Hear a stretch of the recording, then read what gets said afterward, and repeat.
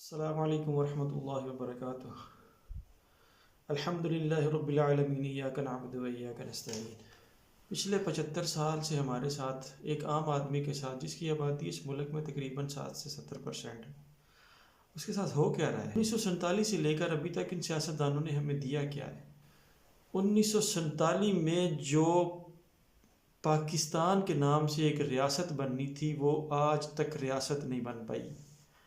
किस वजह से?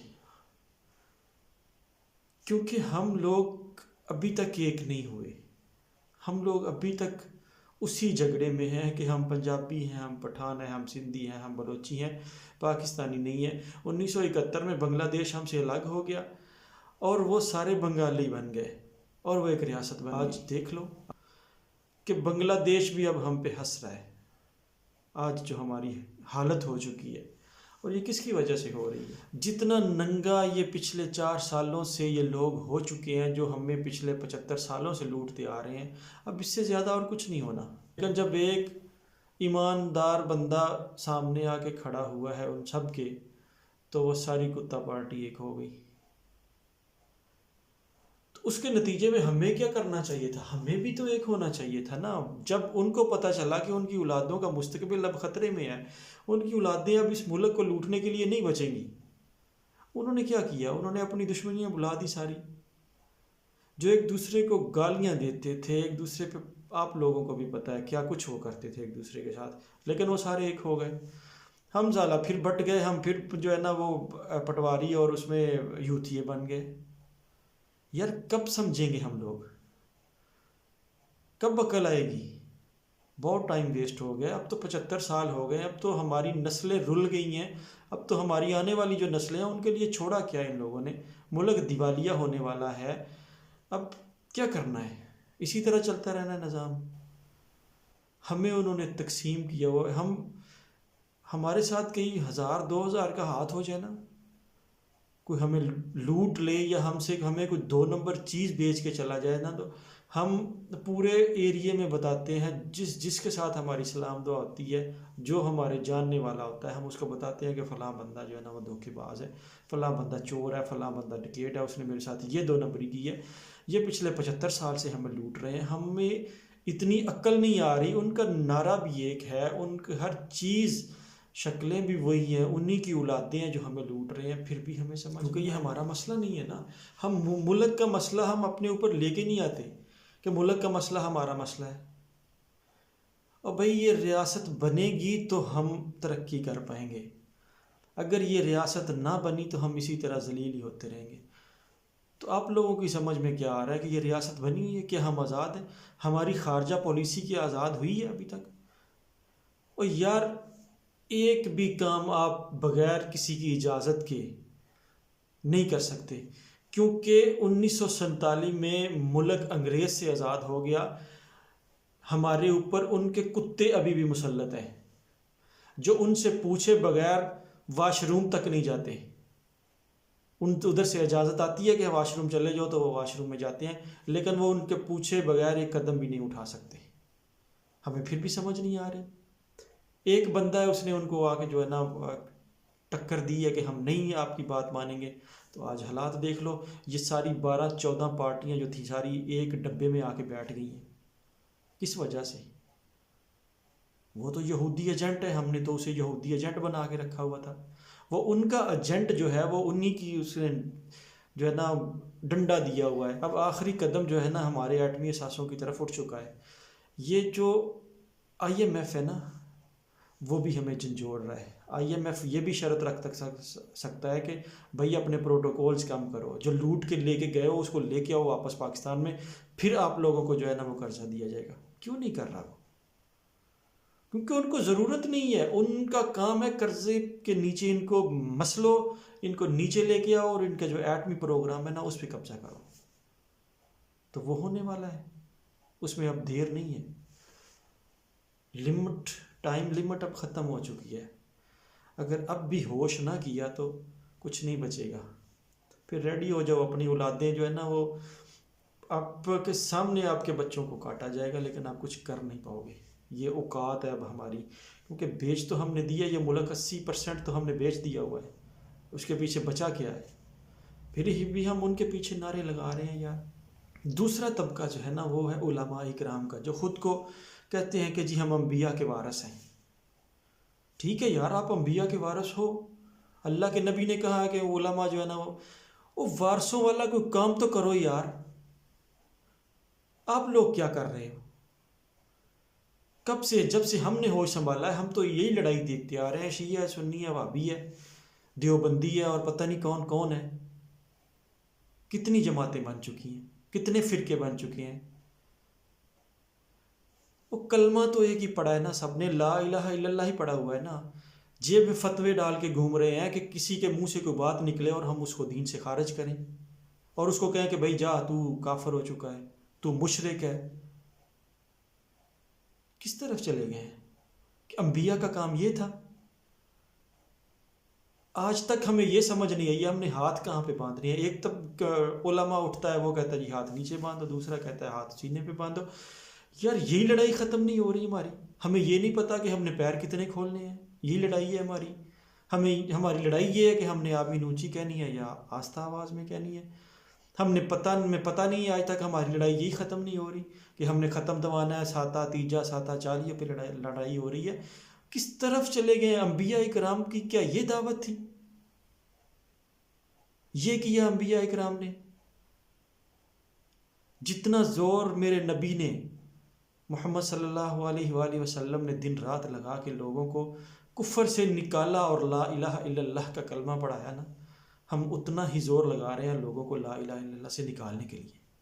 क्योंकि करैक्टर तो हमारा है नहीं, हमें देखकर कोई मुसलमान तो नहीं हो रहा, हमारी करतूतें इस तरह की हैं।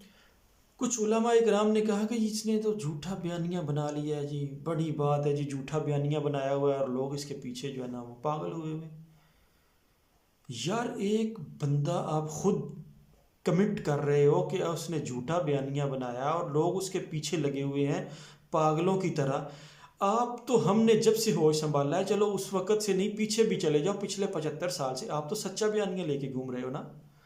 लोग आपकी क्यों नहीं सुन रहे? कभी सोचा इस बारे में? क्यों नहीं सुनते आपकी? बस कर दो यार, खुदा का वास्ता बस कर दो, अब वक़्त नहीं है। कितनी पार्टियां हैं आप जो कूदती हैं इलेक्शन में ला इलाहा इल्लल्लाह के नाम से। अगर वो यहूदी एजेंट ला इलाहा इल्लल्लाह का नारा लगा दे और वो कह दे कि मैं इसको मदीना की रियासत बनाता हूँ, तो उसके साथ खड़े होने के लिए कोई राज़ी नहीं है, क्योंकि वो यहूदी एजेंट है। और भाई आप तो जो 5 7 8 पार्टियां हैं, मुझे नहीं पता कितनी पार्टियां, लेकिन मेरे ख्याल से इतनी तो पार्टियां होंगी जो ला इलाहा इल्लल्लाह के नाम से कूदती हैं इलेक्शन में।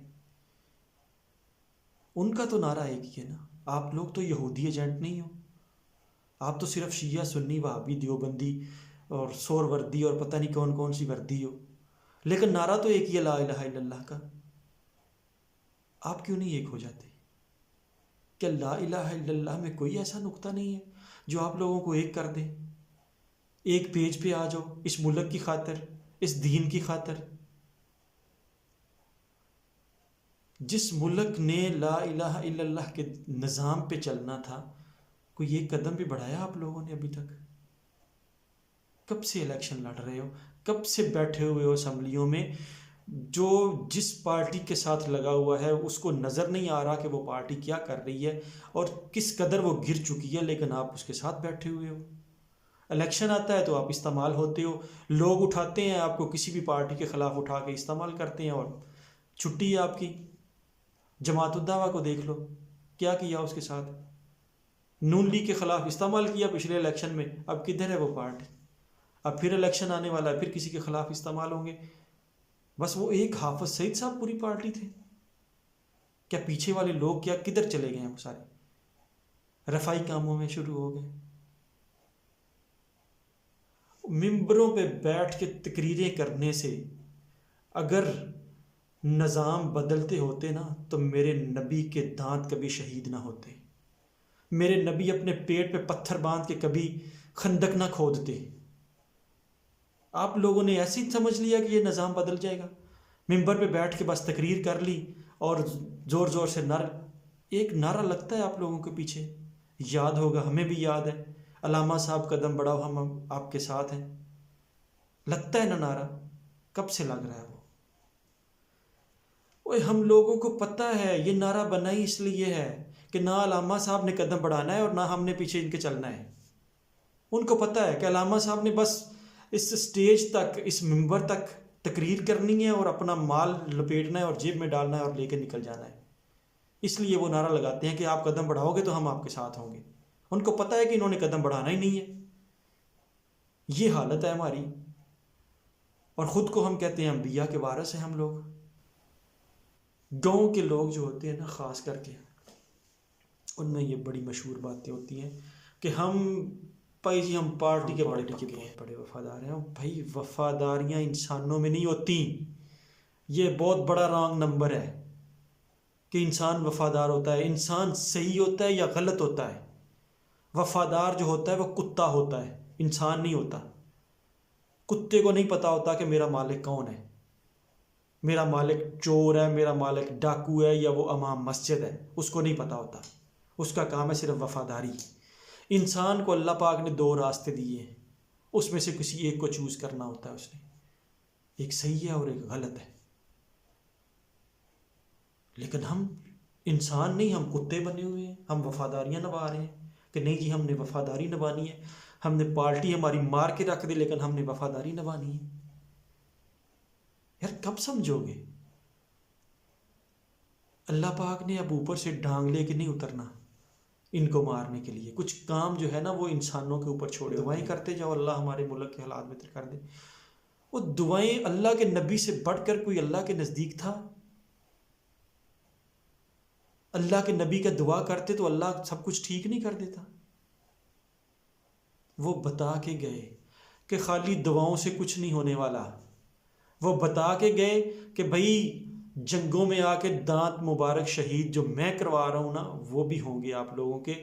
आप लोगों को पेट पे पत्थर बांध के खंदक भी खोदनी पड़ेगी, फिर जाके हालात सही होंगे। दवाएं मांगने से खाली हालात सही नहीं होते। गलत ट्रैक पे चल रहे हैं हम लोग। अपनी डायरेक्शन सीधी करेंगे तो काम चलेगा। और एक पैगाम इन गद्दी नशीनों से, इन पीरों से, अल्लाह का वास्ता है यार बस कर दो। और बस कर दो, इस मुल्क को मज़ीद जो है ना वो बर्बाद ना करो। लाखों मुरीदैन हैं आप लोगों की जो सिर्फ आपकी दी हुई डायरेक्शन पे चल रहे हैं।